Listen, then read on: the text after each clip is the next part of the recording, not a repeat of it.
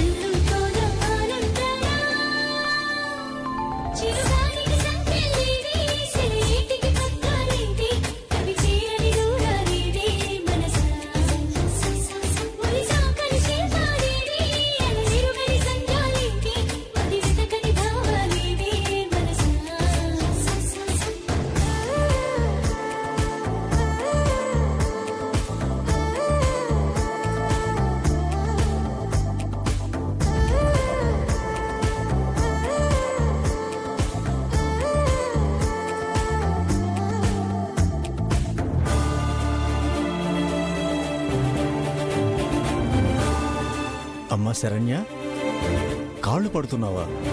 ఎందుకమ్మా? పర్వాలేదు తాతయ్య గారు. ఎందుకమ్మా నీకు పనులు?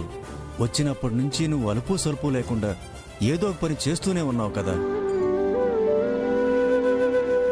అంత కష్టపడ్డావు కదమ్మా, ఇప్పుడు కూడా విశ్రాంతి తీసుకోకుండా ఈ పని చేస్తున్నావంటే ఎలా చెప్పు?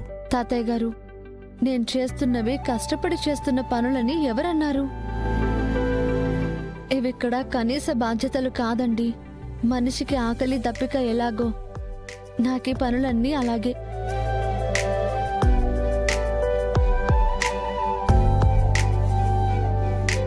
ఏ పనుల్లో బద్దకించను, బరువని అస్సలు అనుకోను.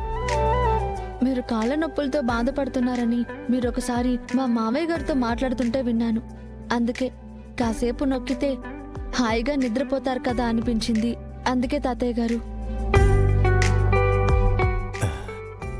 నువ్వు బంగారు తల్లివమ్మా. నీ వంటి కోడలను తెచ్చుకుంది ఆనంద చాలా అదృష్టవంతురాలు.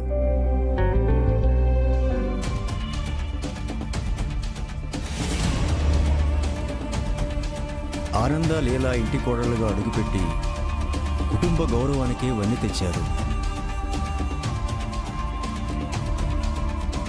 అటువంటి బాధ్యత తెలిసిన కోడల తరం అక్కడితోనే ఎక్కడ ముగిసిపోతుందో అనుకున్నానమ్మా. కానీ ఆనంద నీ విషయంలో అలా జరగనివ్వలేదు. సంతోషం తల్లి, చాలా సంతోషం. నిన్ను చూస్తుంటే ఆనంద లీలావతులకు నువ్వు ఏమాత్రం తీసిపోవట్లేదు. ఇప్పుడు నిన్ను ఇలా చూసి మీ అక్క అనన్యను చూస్తుంటే నీలాంటి కోడలే లీలావతి కూడా వచ్చుంటే ఎంత బాగుండేది కదా అనిపిస్తుంది.